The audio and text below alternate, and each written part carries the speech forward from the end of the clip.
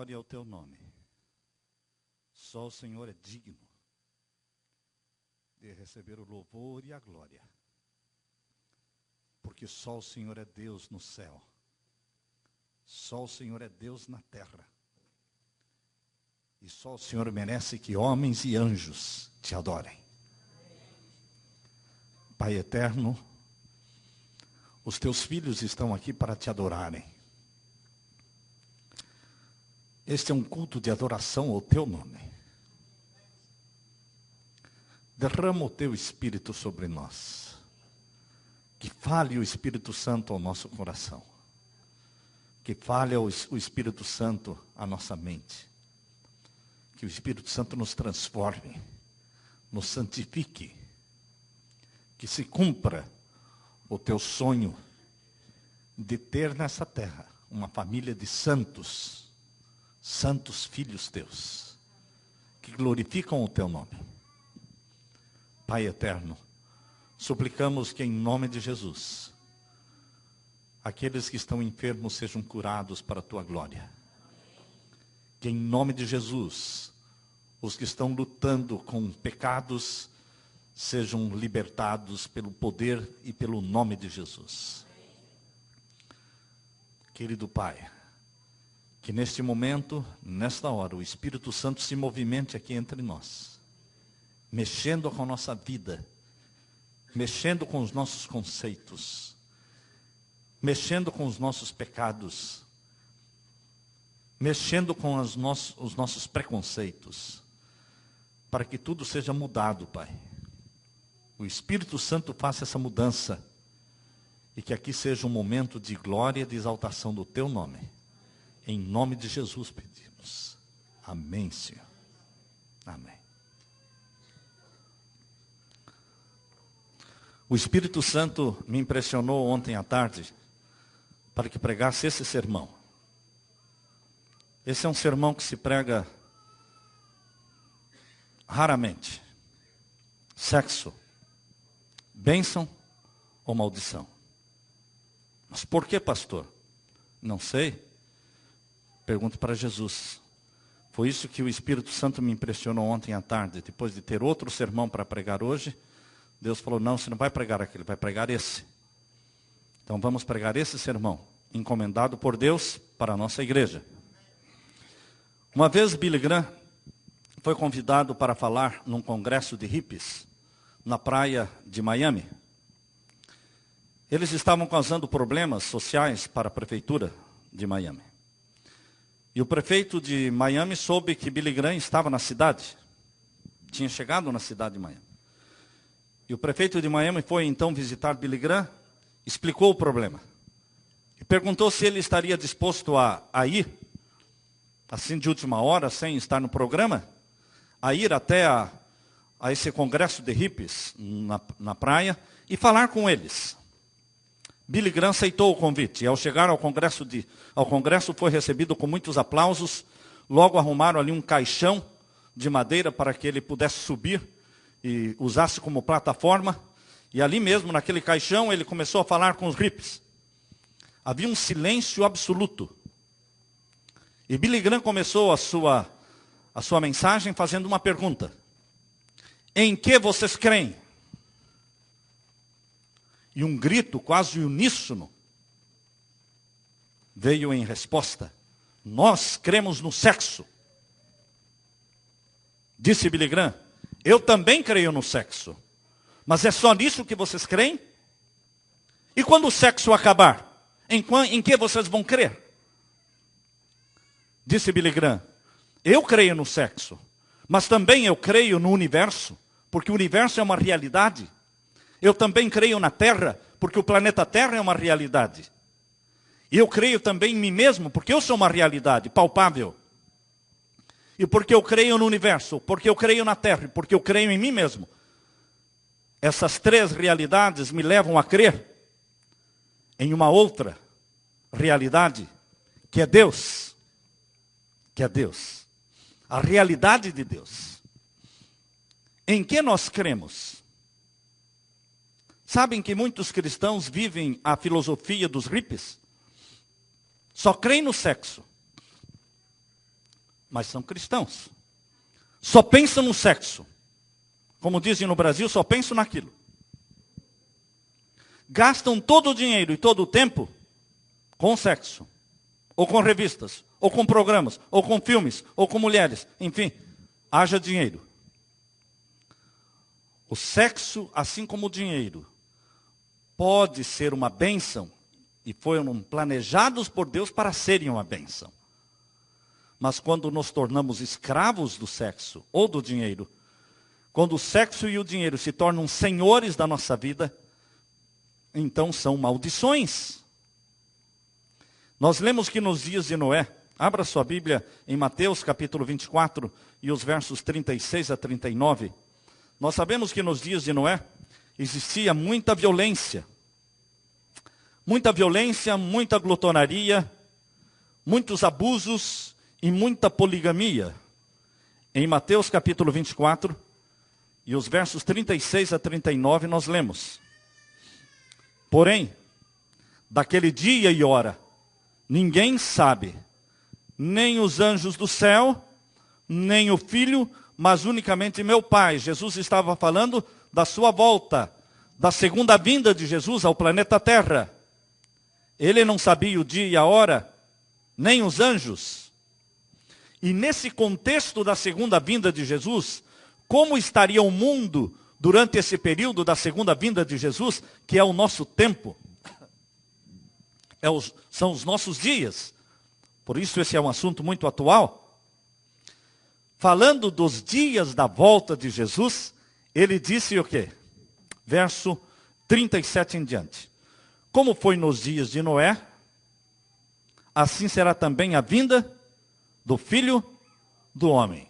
Por que Jesus comparou os nossos dias de 2006 com os dias de Noé? O que é que existe em comum entre 2006, a nossa década, e os dias de Noé? O que é que existe de comum entre esses dois períodos de tempo? Verso 38. Porquanto assim como nos dias anteriores ao dilúvio, comiam, bebiam, casavam, davam-se em casamento, até o dia em que Noé entrou na arca, e não o perceberam, até que veio o dilúvio, e os levou a todos. Assim será também a vinda do Filho do Homem. Nos dias de Noé, queridos, havia gigantes na terra. Gigantes de 3,5, quase 4 metros de altura. Gigantes que usavam de violência. Quando esses gigantes colocavam os olhos na sua mulher, na mulher do vizinho, pronto. Eles arrancavam essas mulheres à força das mãos dos seus maridos. Hoje vivemos num mundo também de violência, como nos dias de Noé, ou pior ainda. Hoje vivemos em dias de glutonaria, em que o comer e o beber, o estômago se tornou o Deus da humanidade, que as pessoas não conseguem parar de comer.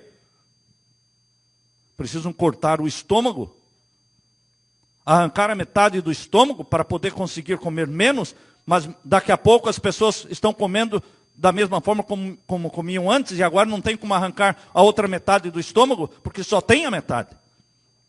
Mas não conseguem parar de comer. Esse era o problema dos dias de Noé. E é o problema que nós estamos vivendo, estamos vendo, vivenciando, sofrendo com isso. Queridos, hoje também existe poligamia como não existia naquele tempo. O que é poligamia? Poligamia é um homem relacionar-se sexualmente com mais de uma mulher.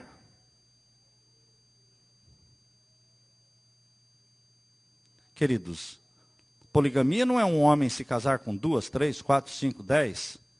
Isso também é poligamia. Mas não é só isso que é poligamia. Não, mas eu não me casei com elas. Não importa. Mas você mantém relação sexual com uma, com 2, com 3, com 4. Então, isso é poligamia. Porque aos olhos de Deus, casamento é acasalamento. Aos olhos de Deus e pela Bíblia, casamento não é papel, casamento não é palavra, casamento é acasalamento. E quando dois se tornam uma só carne, isso aos olhos de Deus é casamento. Isso é poligamia. E o fato, queridos irmãos, é que infelizmente nós vivemos no mundo cristão, hoje, em que a poligamia entre jovens solteiros, namorados, está se alastrando porque eles estão praticando sexo com a primeira namorada, com a segunda, com a terceira, eles ficam, não casam, mas ficam. Então isso é poligamia. A Bíblia chama isso também de fornicação. Além de praticarem fornicação, praticam também a poligamia, porque antes do casamento propriamente dito, eles mantêm relação sexual com namorados. Hoje é muito simples, é muito comum nesse país. As pessoas começam o namoro já indo para motéis, indo para a cama. Queridos, aos olhos de Deus isso é poligamia, isso é fornicação. A palavra de Deus diz em Efésios capítulo 5, verso 5. Efésios capítulo 5 e o verso 5. Capítulo 5 e o verso 5 de Efésios, nós lemos: porque bem sabeis que nenhum fornicário é aquele que pratica o sexo como solteiro, não é casado. Se envolve uma pessoa casada, é adultério. Quer dizer, tudo é pecado, não é? Tudo é pecado sexual. Só que eles chamam de fornicação para os solteiros e de adultério para os casados. Mas todos são pecados sexuais. E aqui diz, porque bem sabeis que nenhum fornicário, ou impuro, ou avarento, o qual é idólatra, tem herança no reino de Cristo e de Deus. Queridos, nós não podemos ficar adulando, passando a mão na cabeça dos nossos jovens, ou das pessoas a quem conhecemos, dizendo, não, está tudo bem, não está tudo bem. Não está tudo bem, porque Jesus está falando o quê? Nem um fornicário, nem um impuro, nem um avarento, os quais são idólatras, entrarão no reino de Deus. Nós temos que ser transparentes. Se nós queremos salvar as pessoas que nós amamos, nós temos que ser honestos com elas. Honestos.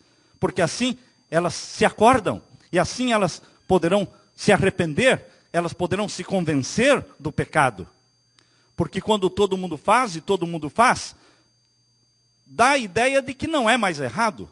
Que era, mas não é mais. Só que Deus não muda. A lei de Deus é eterna, os 10 mandamentos são eternos, o não adulterarás é tão válido hoje quanto era no Antigo Testamento. Nós lemos também em Hebreus capítulo 12, o verso 16. Hebreus capítulo 12, verso 16. E queridos, que bom, quando você pode se conservar puro e virgem e casto para o santo casamento. Que bom. Mas isso não é mérito seu e não é mérito meu. Isso é mérito de Jesus. Porque só Jesus pode conservar você puro e virgem para o casamento. Você não pode bater no peito, eu consegui. Não, você não conseguiu nada. Foi Jesus que fez esse milagre na sua vida. Dê glória a Ele. E a Bíblia diz em Hebreus capítulo 12, e o verso 16. E ninguém seja o quê? Fornicário. Ninguém seja fornicário. Ou profano, como Esaú. Esaú, irmão de Jacó. Esaú na Bíblia é um símbolo de profanidade. É um símbolo de fornicação. Esaú não queria saber de Deus. Ele se tornou o líder dos piratas do deserto. Os piratas do deserto eram seguidores de Esaú. Eles assaltavam, eles pilhavam todos os que atravessavam aquela estrada próximo à cidade de Petra, na Jordânia. Queridos, ninguém seja fornicário e profano como Esaú. E em primeira carta aos Coríntios, capítulo 6, e o verso 18, veja como a Bíblia é bem taxativa e bem clara, bem honesta com você e comigo, porque Deus não engana, Deus não enrola. Eu amo o Deus da minha Bíblia, eu amo esse meu Deus porque Ele não me enrola. Ele é transparente, Ele é honesto, Ele é direto, Ele vai ao ponto e Ele me diz o que é pecado e o que não é pecado. Ele diz qual é a vontade dEle para a minha vida e o que Ele não quer para a minha vida. Por isso não é difícil se salvar, meus irmãos, porque é tudo muito transparente. É tudo muito aqui, esta é a zona branca e esta é a zona preta. o que é justo e o que é pecado. E Deus diz, eu quero que vocês vivam aqui. Sede santos, porque eu sou santo, diz o nosso Pai. Ah, mas eu não consigo. Lógico que você não consegue, eu também não consigo. Mas Jesus Cristo pode.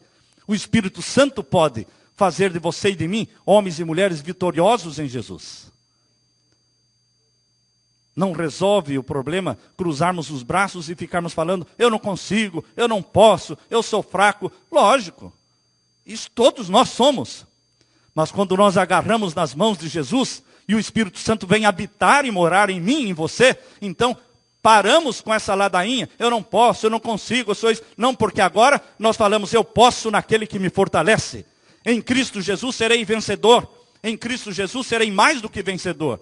Porque meu Pai é santo e eu quero ser santo. Queridos, a Bíblia diz em primeira carta de Paulo aos Coríntios, capítulo 6, o verso 18. Primeira carta de Paulo aos Coríntios, capítulo 6, o verso 18. Fujam da prostituição. Fujam da prostituição. Não é feio fugir do pecado, irmãos. Eu li a história de um homem que chegou para a esposa e disse, esposa, ele tinha um emprego maravilhoso, ganhava muito dinheiro. E ele disse para a esposa, nós temos que mudar dessa cidade, porque eu vou mudar de emprego. Mas o que está acontecendo, marido? O que está acontecendo? Que eu estou gostando de uma jovem lá na minha empresa.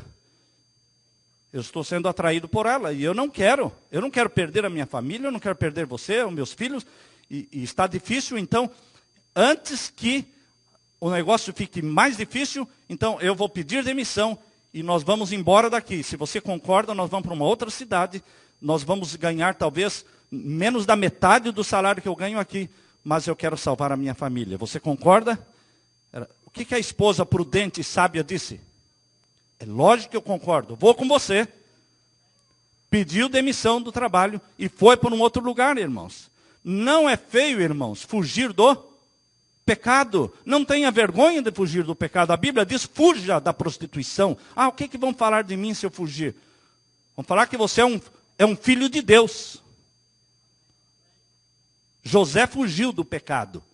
José fugiu e fugiu de uma forma trágica, que as roupas dele foram rasgadas e ficaram nas mãos da mulher de Potifar. Mas ele fugiu.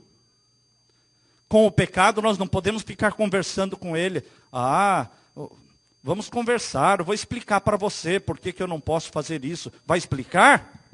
Aonde? Na cama? Queridos, não queira explicar, não queira justificar, não queira ser amável com o pecado. Com o pecado nós temos que ser duros. Nós temos que romper com o pecado. José rompeu com o pecado e fugiu. Correu. Não é feio correr do pecado. A Bíblia diz, 1 Coríntios 6,18, fujam da prostituição. Fujam da fornicação. Fujam dos pecados sexuais. Por quê? E a Bíblia dá a resposta por quê. Não é somente porque é feio, porque... Não, a Bíblia diz o porquê, irmãos. Vejam a resposta. Porque todo pecado que o homem comete é fora do corpo.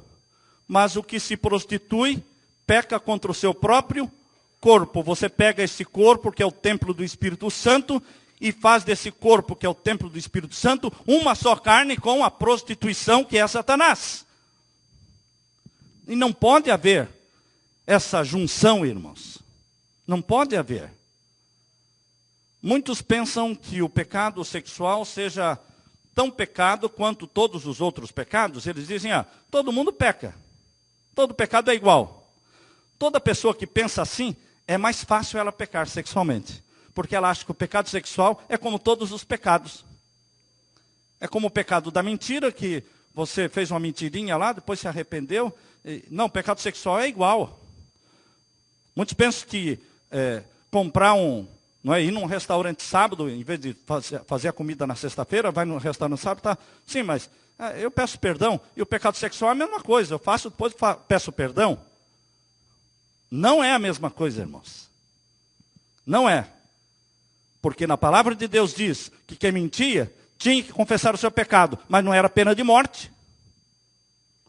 Quem transgrediu o sábado pedia perdão para Deus, mas não era pena de morte. Mas os pecados sexuais possuíam o quê? Pena de morte no Antigo Testamento. Se vocês abrirem a Bíblia em Levíticos capítulo 20, irmãos, vocês vão encontrar ali as penas de morte, a pena de morte para todos os tipos de pecados, o quê? Sexuais, Levíticos capítulo 20. Levíticos capítulo 20, nós não vamos ler todo o capítulo, mas é bom você ler em casa e encontrar aqui quais são as penalidades para os pecados sexuais. Levíticos capítulo 20, a partir do verso 10.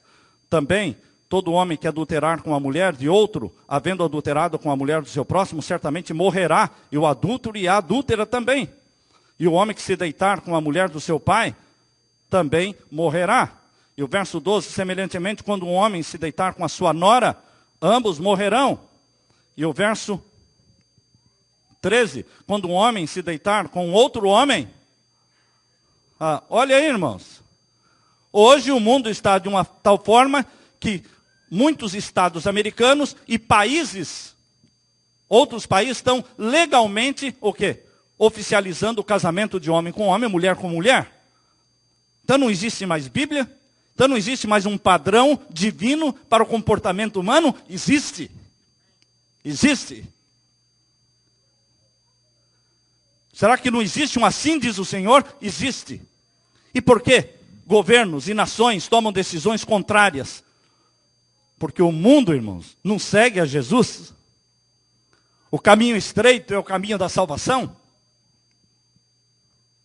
Estamos no caminho estreito? Estamos caminhando para a Nova Jerusalém? Então não importa o comportamento do mundo, o que importa é a Bíblia. A Bíblia, a palavra de Deus. Deus é o mesmo ontem, hoje e eternamente. Deus não muda. Aqui fala sobre homem com homem, mulher com mulher, ser humano com animais. E, irmãos, aqui tem todos os tipos de pecados sexuais. Os pecados sexuais, queridos, exigem uma disciplina. Todos os pecados são condenados e todos os pecados levam à perdição. Qualquer pecado leva à perdição. Uma mentirinha cor-de-rosa leva à perdição. Desrespeito ao pai e à mãe levam à perdição. Qualquer pecado levará você à perdição se não for confessado e abandonado. Porém, os pecados sexuais são mais sérios do que todos os outros, porque marcam sua vida e gerações marcam a sua vida e marcam gerações posteriores. Vejam o que Deus fala no livro Testemunho sobre conduta sexual, na página 248, sobre os pecados sexuais. Aqueles que manifestam condescendência com as más paixões do coração devem ser desligados da igreja. Não é qualquer coisa que leva a pessoa a ser desligada da igreja, irmão. Não é qualquer coisa. Muita coisa se resolve só pedindo perdão. Mas quando há manifestação de pecados sexuais, há desligamento. Aqueles que transgridem o 7º mandamento devem ser o quê? Suspensos da igreja. Próximo texto. Isso não é um pecado o quê? Por ignorância. Pecado sexual não é um pecado por ignorância. Trata-se de um pecado consciente e que receberá a terrível visitação de Deus, seja o seu praticante idoso ou jovem. Queridos, a Bíblia diz em 1 Tessalonicenses capítulo 4, abra sua Bíblia em 1 Tessalonicenses capítulo 4 e os versos 3 a 5. Primeira carta de Paulo aos Tessalonicenses, capítulo 4 e os versos 3 a 5. Aqui nós lemos: porque esta é a vontade de Deus, a vossa santificação. Qual é o plano de Deus, o sonho de Deus? Que sejamos santos. Não tenha vergonha de dizer, eu desejo ser santo. Eu estou orando pela santidade. Porque esse é o sonho de Deus para você. Essa é a vontade de Deus, a nossa santificação. Que nos abstenhamos do quê? Da imoralidade sexual. A palavra grega usada por Paulo aí imoralidade sexual ou prostituição, a palavra grega usada por Paulo é porneia.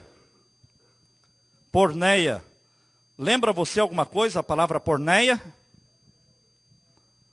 O que lembra você a palavra porneia? É uma palavra grega, mas em português, a língua portuguesa tem muitos radicais gregos, não é? Tem muitas palavras semelhantes ao grego. O que lembra você a palavra porneia?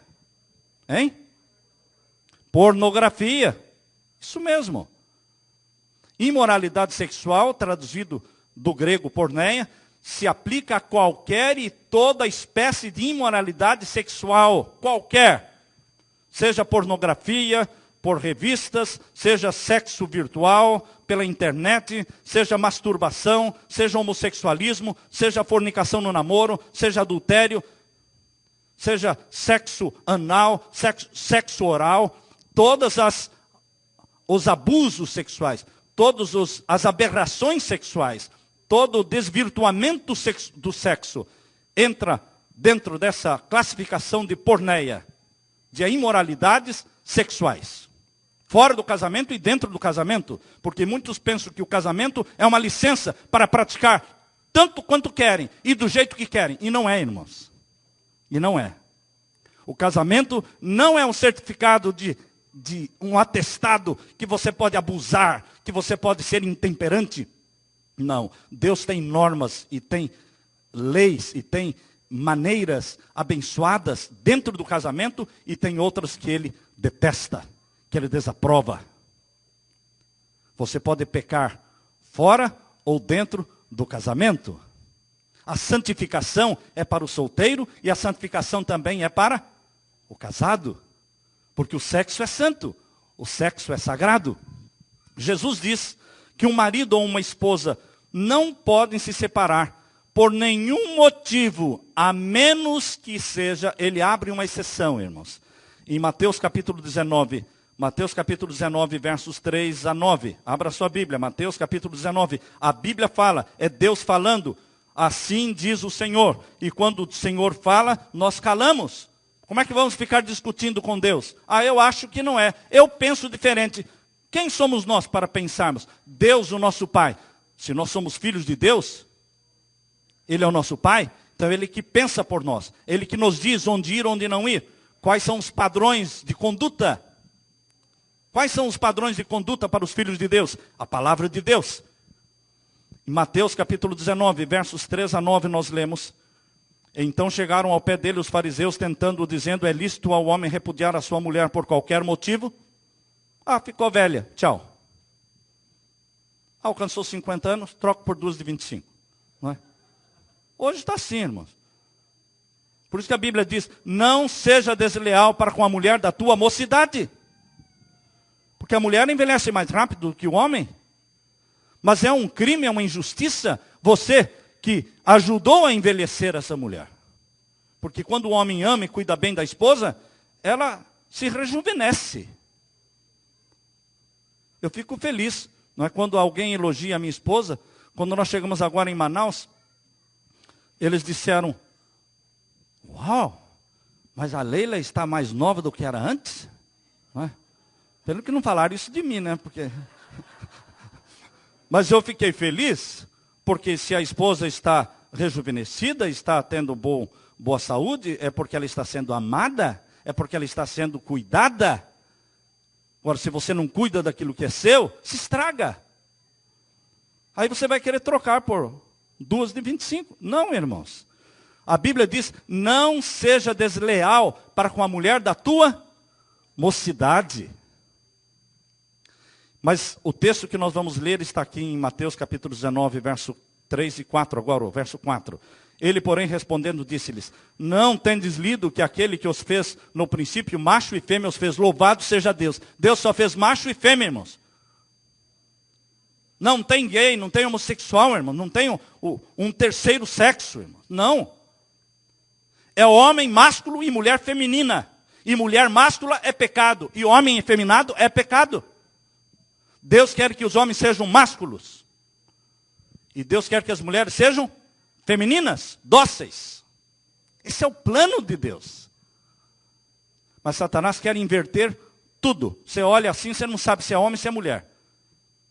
Você conversa com a pessoa e fala, mas escuta, uma vez a Leila pergunta, você já descobriu se é homem, se é mulher? Olha, por trás, por frente, não dá. Deus não quer essa mistura de sexo. Tudo que é unissex, serve para os dois sexos. Tenha cuidado.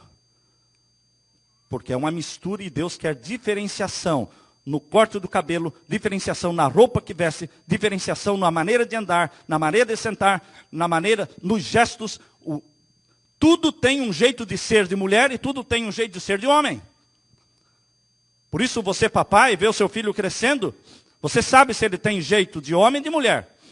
E você, pai, você orienta, você ensina o seu filho, você ora, você jejua pelo filho. Porque nós temos que jejuar pelos nossos filhos.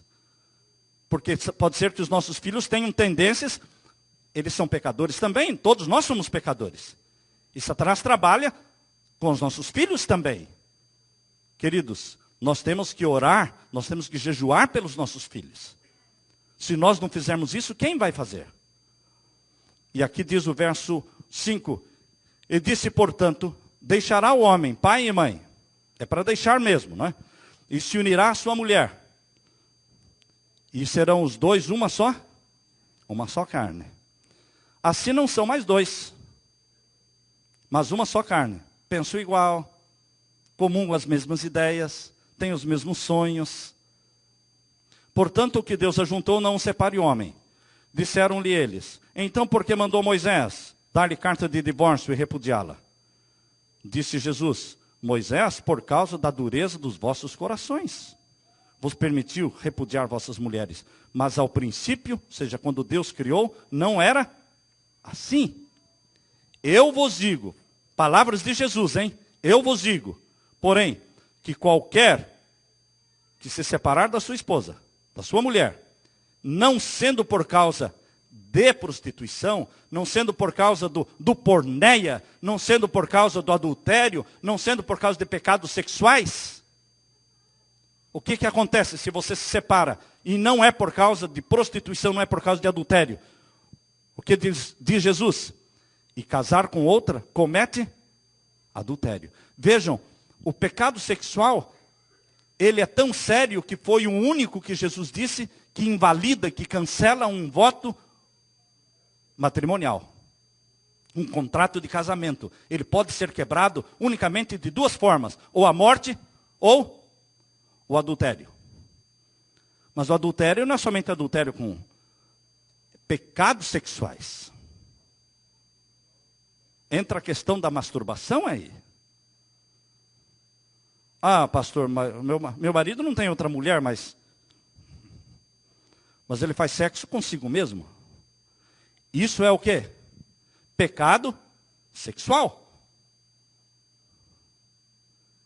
Pecado sexual.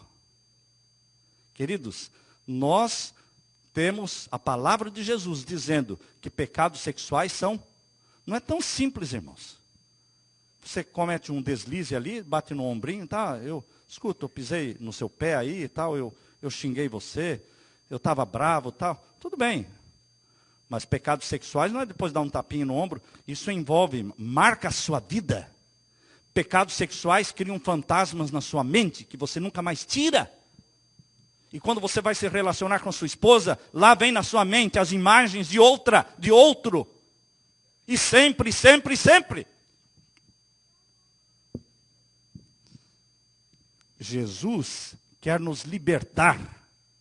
Jesus quer nos libertar. Por isso ele está dizendo para os jovens, fujam da prostituição. Porque depois que você pratica o pecado sexual, não basta ir para casa, tomar um banho, limpou, está tudo cheirosinho de novo. Não, está registrado em sua mente. E quando você casa, você não quer mais lembrar daquelas cenas, mas elas estão lá. E Deus tem misericórdia, porque Deus perdoa. Mas você sofre por causa disso. Você sofre por causa disso.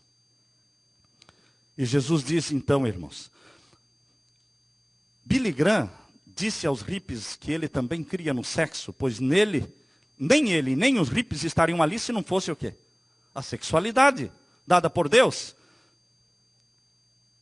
Quando nós falamos pai, mãe, nós estamos falando de uma estrutura sexual. É uma estrutura é uma pirâmide sexual. Pai, mãe, tio, tia, vovô, vovó, filho, filha, filho, meu bebê, tudo isso faz parte da estrutura o quê? Sexual. Tudo isso é sagrado, tudo isso é santo. Mas o que Satanás tem feito do sexo? Um sexo lixo.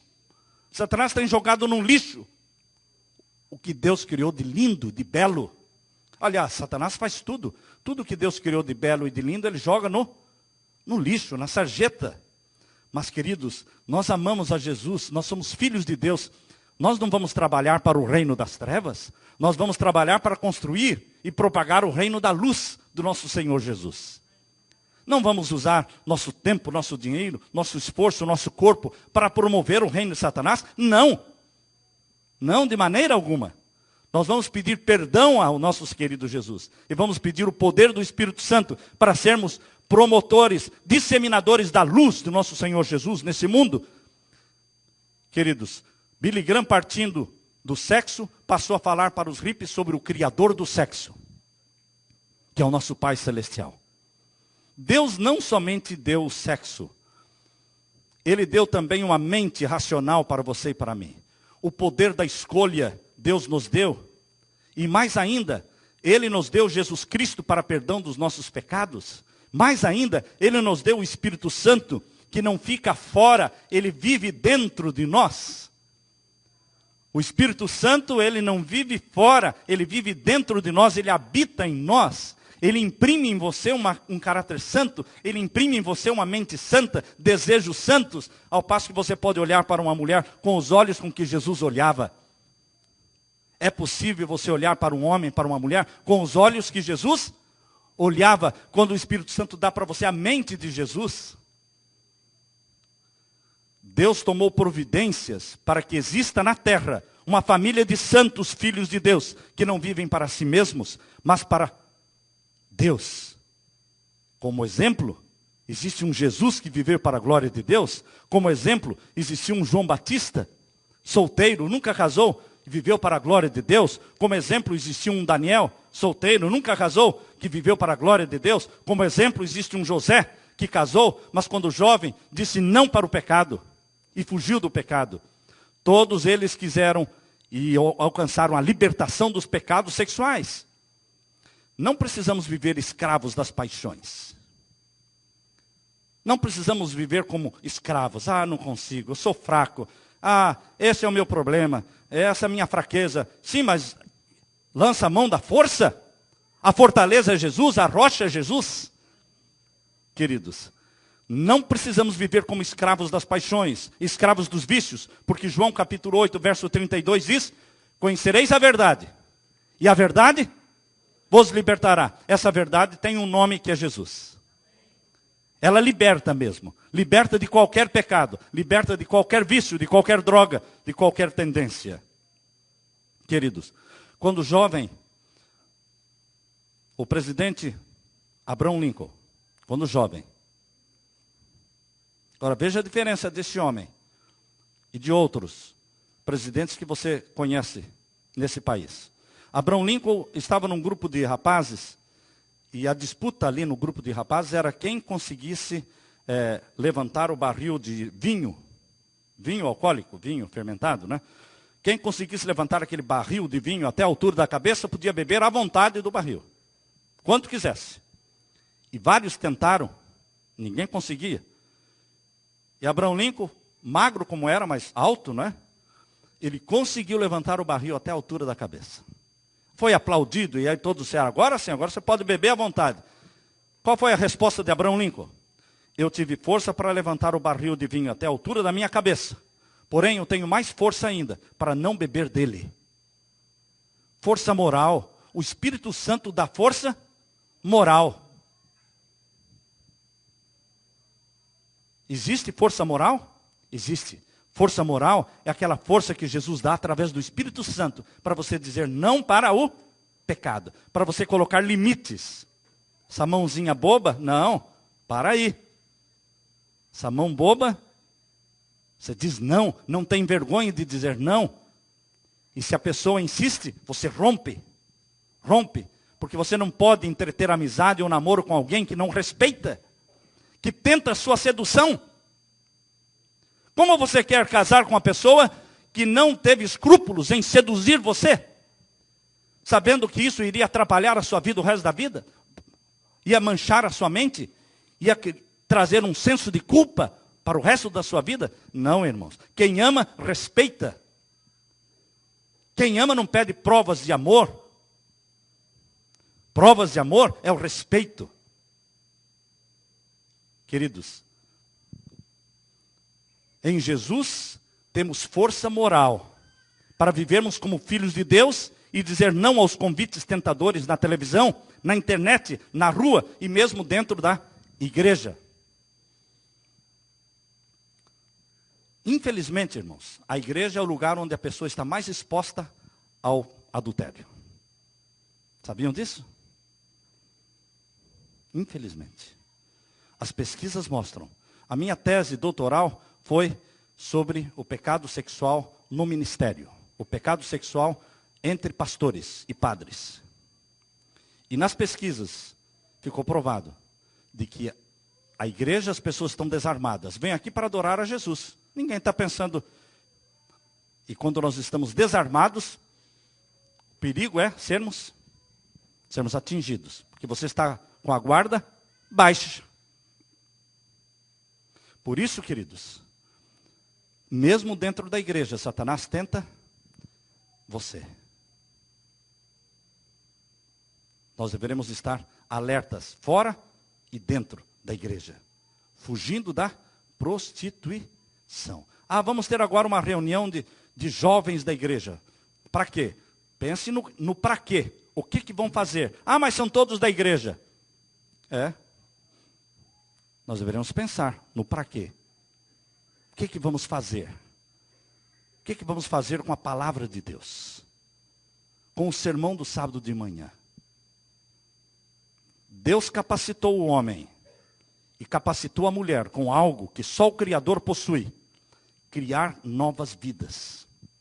Sabem que o sexo que Deus colocou em você, mulher, em você, homem, é algo divino? Porque através do sexo você cria vidas. Quem só pode criar vidas, irmãos? Quem só pode criar vidas? Os anjos? Vocês acham que anjos podem gerar anjos? Sim ou não? Não. Vocês acham que Satanás pode falar, não, está faltando anjo aqui, eu vou criar mais um? Pode? Não. Anjo não cria anjo, irmãos. Mas Deus deu para você, homem, para você, mulher, uma centelha do poder divino. Uma faísca do poder divino. Que gera e cria o quê? Um bebê que não existia. Um bebê lindo que sorri para você, que o abraça. Essa nova vida não existia há um ano atrás. E existe agora. Por quê? Por vontade de quem? A vontade de Deus. Sim, vontade de Deus. Mas você foi o representante de Deus. Porque se você não quisesse, você não teria essa criança. Então veja, esta faísca, esta centelha do poder divino colocada em você e em mim, para que nós criemos novas vidas. Agora, o que Satanás quer fazer com essa centelha do poder divino? Jogar no lixo. Jogar na sarjeta. Estragar. Queridos,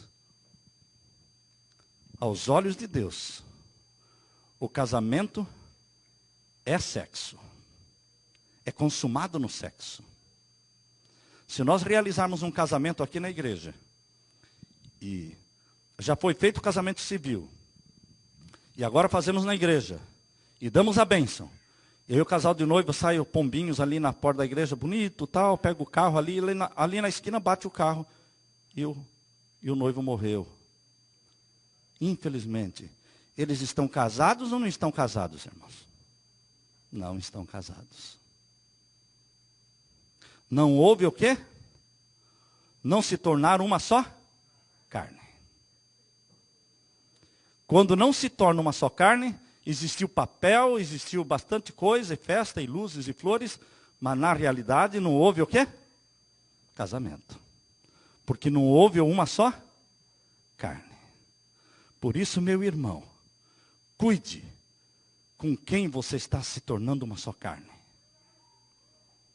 Com quantas mulheres você já se tornou uma só carne? Deita com essa, deita com a outra, igual beija-flor, né? Beija todas as flores e vai, e vai, e vai, e vai. Daqui a pouco ele não sabe do sabor de flor nenhuma mais. Não sabe mais o que é amor, irmãos. Eu conheci um rapaz que foi criado na igreja, ele chorava e dizia, eu não sei mais o que é amar. Eu não sei, mas eu não consigo amar mais ninguém. Porque ele praticou sexo com tantos e de tantas maneiras diferentes, que ele já não tinha mais noção, o bom senso do que é amor, ou do que é amar uma esposa, e a dificuldade para ele casar, irmãos. Casou e continuou. Casou e continuou. Há pessoas que casam, falam, bom, agora eu vou me libertar dessa vida promíscua que eu tinha como solteiro, porque agora eu tenho uma esposa. É como se o casamento fosse milagroso, né? Você era um sem vergonha, você era um promíscuo até aqui, agora casou, agora é um santo homem. Irmãos, casamento não faz isso. Se nós queremos ser santos, meus jovens, meus irmãos e queridos pais, se nós queremos ser santos, nós temos que começar a ser santos quando jovens, solteiros, para continuar santos no casamento. Não precisamos ficar esperando o casamento para ser santo. Não precisamos ficar esperando o casamento para pedir a Jesus Cristo libertação das paixões sexuais, não. Ele dá a libertação quando solteiro e dá a libertação quando casado. Todo e qualquer tempo.